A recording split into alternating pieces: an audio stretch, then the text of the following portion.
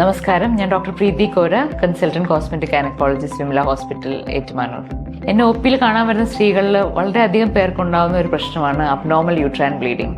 ഇന്ന് എന്നെ വന്ന ഒരു 49 വയസ്സായ സ്ത്രീക്ക് 10 വർഷമായിട്ട് ബ്ലീഡിങ് വളരെ ഹെവി ആയിട്ട് പോവുകയാണ്. പക്ഷെ അവർ ഡോക്ടറിനെ കണ്ടില്ല. കാരണം എല്ലാവരുടെയും തന്നെ ഭയം ഡോക്ടറിനെ കണ്ടു കഴിഞ്ഞാൽ ഒരു സർജറി റെക്കമെൻഡ് ചെയ്യും എന്നാണ്.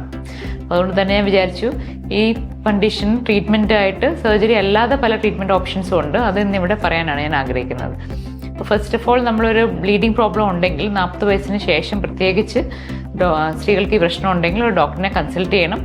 കൺസൾട്ടേഷൻ സമയത്ത് ഒരു അൾട്രാസൗണ്ട് എക്സാമിനേഷനും വജൈനൽ എക്സാമിനേഷനും ഒക്കെ ചെയ്യും. അപ്പോൾ അൾട്രാസൗണ്ട് ചെയ്യുമ്പോൾ എന്തുകൊണ്ടാണ് ബ്ലീഡിങ് കൂടുതലായിട്ട് വരുന്നതെന്ന് അറിയാൻ പറ്റും. അത് ഫൈബ്രോയിഡ് മൂലമാണോ, അഡ്നോമയോസിസ് ആണോ, എൻഡോമെട്രിയോസിസ് ആണോ, ഹോർമോണൽ പ്രോബ്ലം ആണോ, അതോ പോളിസിസ്റ്റിക് ഓവറീസ് മൂലമാണോ എന്ന് കണ്ടുപിടിക്കുക. അപ്പോൾ അതനുസരിച്ച് നമുക്ക് ട്രീറ്റ്മെൻറ്റ് പ്ലാൻ ചെയ്യാം.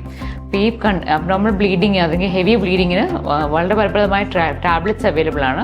ഹോർമോൺ കൂടാതെയുള്ള ടാബ്ലറ്റ്സ് ഉണ്ട്, ട്രാനിക്സാമിക് ആസിഡ് എന്നൊക്കെ പറഞ്ഞ ടാബ്ലറ്റ്സ്. അതുപോലെ തന്നെ ഹോർമോണൽ ടാബ്ലറ്റ്സ് ഉണ്ട്. ഇപ്പോൾ വളരെ പുതിയതായിട്ട് വന്ന ക്വാഡ്രിഫേസിക് പില്ലുകളുണ്ട്. അത് വളരെ നാച്ചുറലായിട്ട് നമ്മുടെ ബോഡിയുടെ ഈസ്ട്രജൻ പ്രൊജസ്ട്രോൺ ഹോർമോണിൻ്റെ ലെവലുമായിട്ട് ബാലൻസ് ചെയ്ത് ഫലപ്രദമായിട്ട് ബ്ലീഡിങ് ഹെവി ആയിട്ടുള്ള ട്രീറ്റ്മെൻറ്റ് ചെയ്യുവാനായിട്ട് സാധിക്കും. മറ്റൊരു ട്രീറ്റ്മെൻറ്റാണ് മെറീന കോയിൽ അല്ലെങ്കിൽ യൂട്രസിലിടുന്ന ഹോർമോൺ റിലീസിങ് ഇൻട്രായൂട്രൈൻ സിസ്റ്റംസ്. ഇതും വളരെ ഫലപ്രദമായിട്ട് സ്ത്രീകളുടെ ബ്ലീഡിങ് കൺട്രോൾ ചെയ്യുവാനായിട്ട് സാധിക്കും.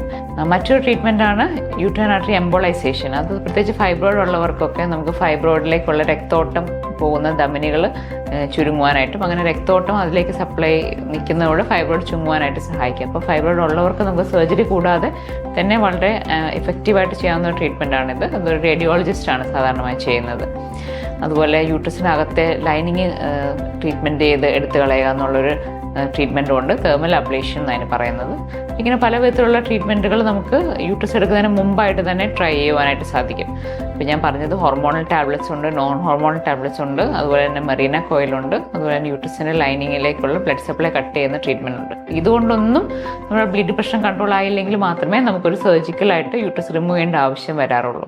അപ്പോൾ പണ്ട് കാലങ്ങളിൽ ട്രഡീഷണലായിട്ട് കൂടുതലും സർജറിയാണ് നമ്മൾ റെക്കമെൻഡ് ചെയ്തിരുന്നത്. ഇപ്പം ഈ പുതിയ നൂതന ചികിത്സാ രീതികളെല്ലാം വന്നതുകൊണ്ട് നമുക്ക് സർജറി കൂടാതെ തന്നെ ഹെവി ബ്ലീഡിങ്ങിനെ ട്രീറ്റ് ചെയ്യുവാനായിട്ട് സാധിക്കും. തീർച്ചയായിട്ടും ഇങ്ങനെ പ്രോബ്ലം ഉണ്ടെങ്കിൽ ഡോക്ടറിനെ കൺസൾട്ട് ചെയ്യുക. ഇതിനെക്കുറിച്ച് കൂടുതൽ വിവരങ്ങൾ അന്വേഷിക്കുക.